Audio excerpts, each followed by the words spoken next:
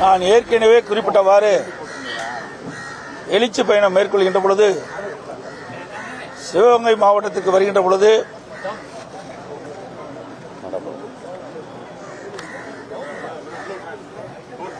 திரு மறைந்த அஜித்குமார் அவர் வீட்டுக்கு சென்று அவர் தாயாரை சந்தித்து ஆறுதல் கூறுவதாக நான் குறிப்பிட்டிருந்தேன். அந்த அடிப்படையில் இன்றைய தினம் சிவகங்கை மாவட்டம் திருமணம் அருகே மடப்புறம் கோயில் காவலாளி மறைந்த அஜித்குமார் அவருடைய வீட்டிற்கு வந்து தாயாரை சந்தித்து அவருடைய சகோதரை சந்தித்து ஆறுதல் கூறியுள்ளோம். இது மிகுந்த வேதனைக்கும் வருத்தத்திற்கும் கண்டனத்துக்கும் உரியது. இன்றைக்கு காவல்துறை மக்களை பாதுகாக்கக்கூடிய காவல்துறை அவர்களால் இன்றைய தினம் விலை மதிக்க முடியாத ஒரு உயிரை இழந்திருக்கின்றோம் என்பதை பார்க்கின்ற பொழுது உண்மையிலேயே வேதனையும் வருத்தத்தையும் அளிக்கின்றது.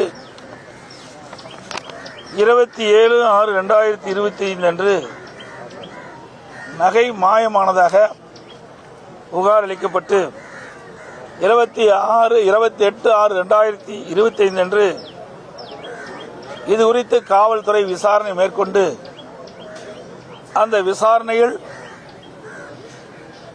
மறைந்த அஜித்குமார் தாக்கப்பட்டு இறந்திருப்பதாக செய்திகள்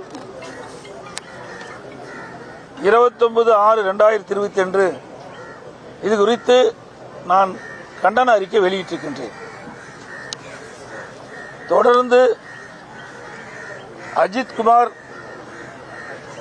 குடும்பத்தினர் தங்களுக்கு நீதி கிடைக்க வேண்டும் என்று போராட்டத்தில் ஈடுபட்டார்கள். அவர்களோடு அனைத்து இந்திய அண்ணா திராவிட முன்னேற்ற கழகத்தைச் சேர்ந்த எங்களுடைய மாவட்ட செயலாளர் அவர்களும் சட்டமன்ற உறுப்பினராக இருந்த அறிவிச்சவர் செந்தில்நாதன் அவர்களும் எங்களுடைய கழக நிர்வாகிகளும் தொண்டர்களும் அவர்களோடு இணைந்து மறைந்த அஜித்குமார் நீதி கிடைக்கின்ற விதமாக போராட்டத்தில் ஈடுபட்ட காரணத்தினால் வேறு வழியின்றி இந்த அரசு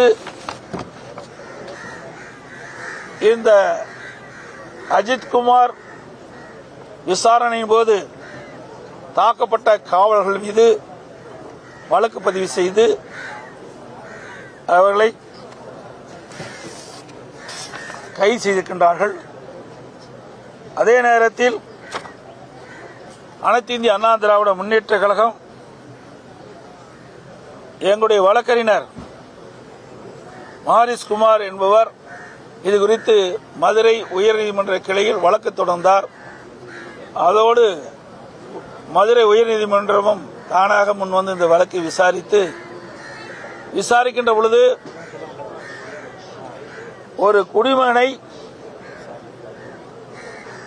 அரசே உயிரிழப்பதற்கு காரணமாக இருந்துவிட்டது என்று கண்டனம் தெரிவித்திருக்கிறார். அனைத்து இந்திய அண்ணா திராவிட முன்னேற்ற கழக மறைந்த அஜித்குமாருக்கு நீதி கிடைக்க வேண்டும் என்ற அடிப்படையிலே போராட்டம் நடைபெற்றது. ஆகவேதான் இன்றைய தினம் இந்த அரசு வேறு வழியின்றி பல காவல்துறை காவலர்கள் மீது வழக்கு பதிவு செய்து அவர்களை கைது செஞ்சு இன்றைக்கு சிபிஐ இந்த வழக்கை விசாரிக்க வேண்டும் என்று அறிவித்திருக்கின்றது.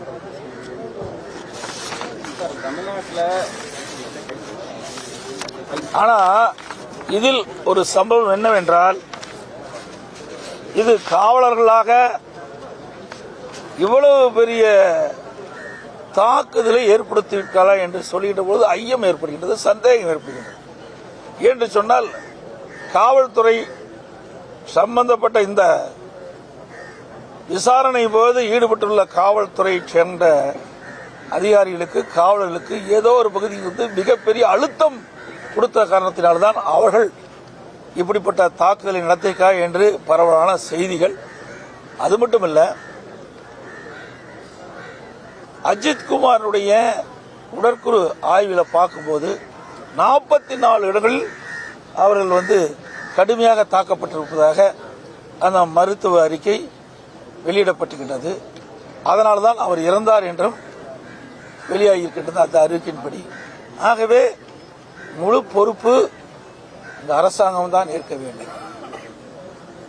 இன்றைக்கு இந்த அரசாங்கம் சரியான முறையிலே இந்த வழக்கை விசாரிக்கப்பட்டிருந்தால் விலை மதிக்க முடியாத ஒரு உயிரை இழந்திருக்க மாட்டோம் என்பதுதான் என்னுடைய கருத்து.